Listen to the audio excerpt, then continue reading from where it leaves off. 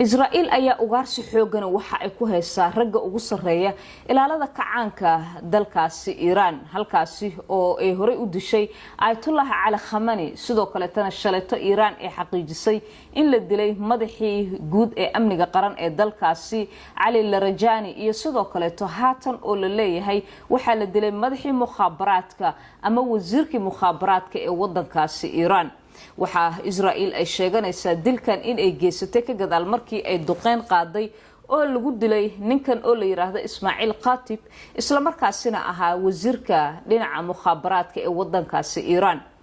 Israa'iil ayaa waxay u muuqataa in ay weerarada ay ku qaadayso saraakiisha ugu sarsareysa ee dalkaasi Iran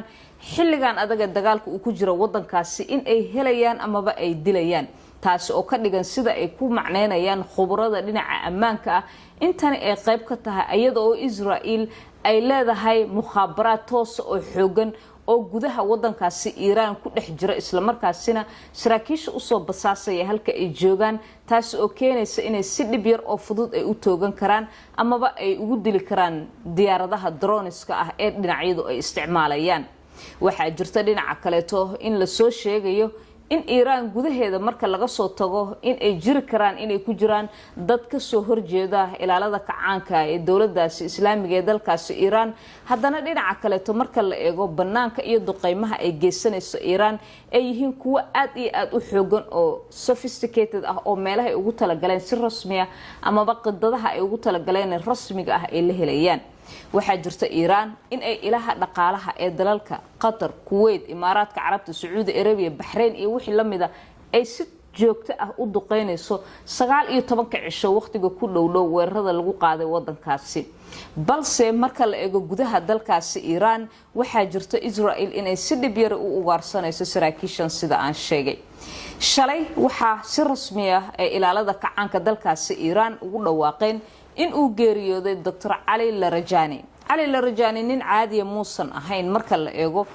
khibradiisa xagga militariga iyo intelligence-ga iyo sidoo kale to muddada aadka u dheer ee uu soo shaqeynayay waxa uu si weyn ugu dhawaa oo ay saaxiib ahaayeen la taliyana uu ahaa Ayatollah Ali Khamenei geeriyooday dhowr toddobaad ka hor waxa sidoo kale ninkan lagu xasuustaa in uu ahaa ka sukow afayeenka baarlamaanka wadankaasi muddo 12 sano ah dhinaca kale in uu yahay siyaasi wax bartay oo ilaa iyo shahaadada PhD-ga haysta bartayna sidoo kale arrimaha iyo sida ay u shaqeeyaan dalalka reer galbeedka waxa xusid mudan inuu ahaa khabiir dhan walbaba ka dhameystiran oo ka dhisan ninka u qaabilsanaa dhinaca hubka nuclear-ka wadankaasi Iran wada xaajadiisa inta ay jireen waxaana la aaminsan yahay xataa inuu yahay rag sida weyn wax uga og amaba gacanta ugu hayay arrimaha barnaamijka nuclear-ka ee dalkaasi Iran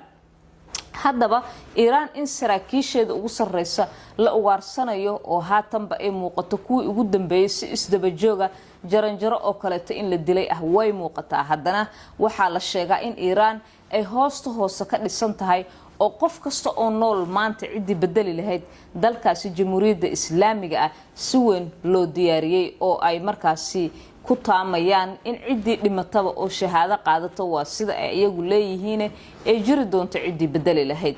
haddaba waxaa dhinaca kale jirta in Iran gudaheeda laga cabsi qabo in mukhaabaraadka dhinaca Israa'iil ay galeen taasi oo sabab ka dhigaysa ama suurtagal ka dhigaysa aqliyan in si dhib yar loo ugaarsan karo waxa hogaamiyaasha Iran dhinaca kale la leeyahay waxa ay door bideen in ay ayagu noqdaan safafka hore ee dagaalka si markaasi ay dadka ugu muujiyaan in ay ka go'an tahay in ay dagaalka Israa'iil iyo Mareykanku ama ay ku dhintaan ama ay ku guuleystaan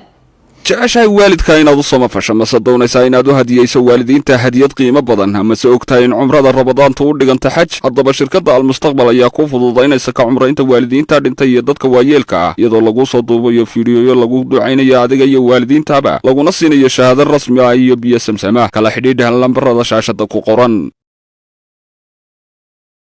madaxweyne Donald Trump ayaa dhinaca kale wali waxa uu wajahaya cadaadis gudaha ah iyo mid banaanka ahba waxa diiday ciidamadii uu damacsanaa in ay ku soo biiraan dagaalka ee NATO waxaa diiday dalalkii reer galbeedka ee isaga ologa iyo saaxiibka la aha waxaynu ognahay wadan kasta oo bariga dhexe ku yaala oo dawladda Mareykanku ay baabi'isay inay jiraan haddii saldhigyo ay siin lahaayeen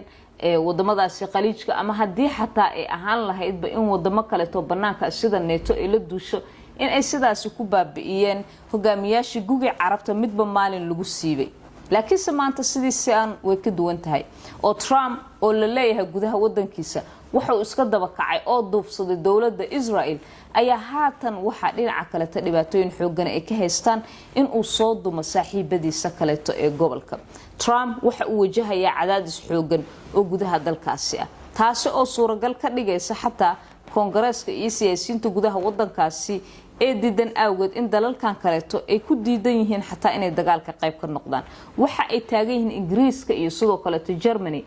holno taalamaha inaan dagaalkan galno amaba aan qayb ka noqono dagaalkan ayaa waxa uu ekaa mid ku bilowday si wada jira Israel iyo Mareykanka si fudud inay ku bilaabeen balse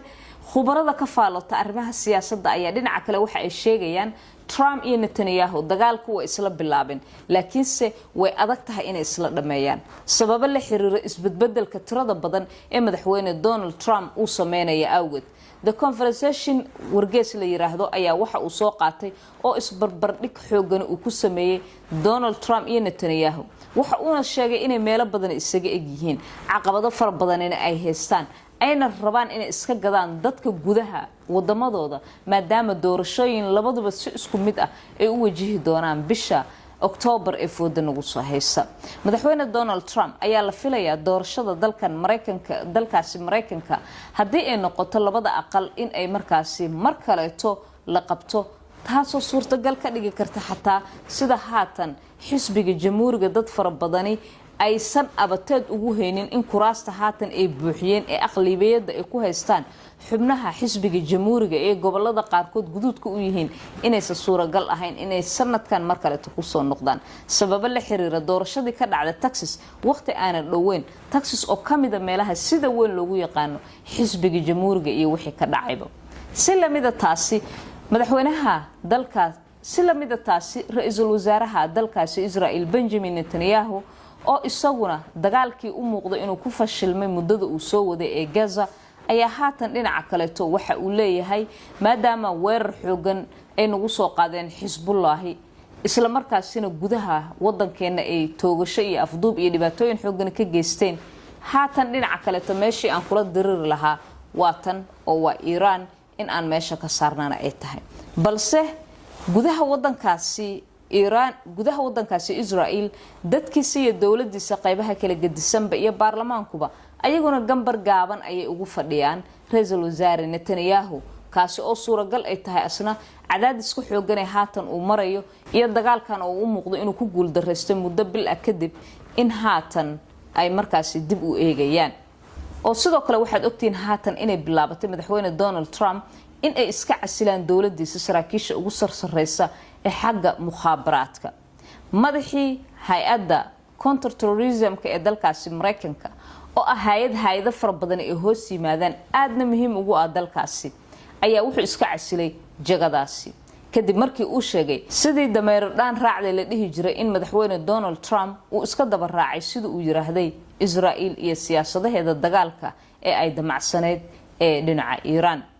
dalalka qaliijka wali waxa ay wajahayaan ayaguna weerarada joogtada ah ee ay Iran ku qaadayso halkaasi kuwaas oo caqabad weyn ku ah jiritaankooda dhaqaalaha iyo kan militariga intaba dalalka Bahrain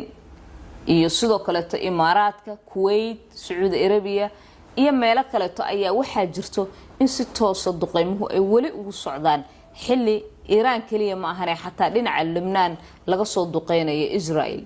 si kastaba ha ahaatee arrimaha ku saleysan bariga dhexe iyo wararka isu soo taraya saacadda ka dambayso dagaalkan oo ah sidoo kale dagaalka ugu weyn ee dunida maanta ka jira caqabado fara badan iyo saameyn fara badan adduunka oo dhan ku yeeshay ayaad u maqli doontaan daqiiqad inta ka horeysa waa Sahra Cabdi Axmed oo idin leh Ramadan Mubaarak iyo ciid soo dhow ayaan idinka soo leeyahay magaalada Muqdisho.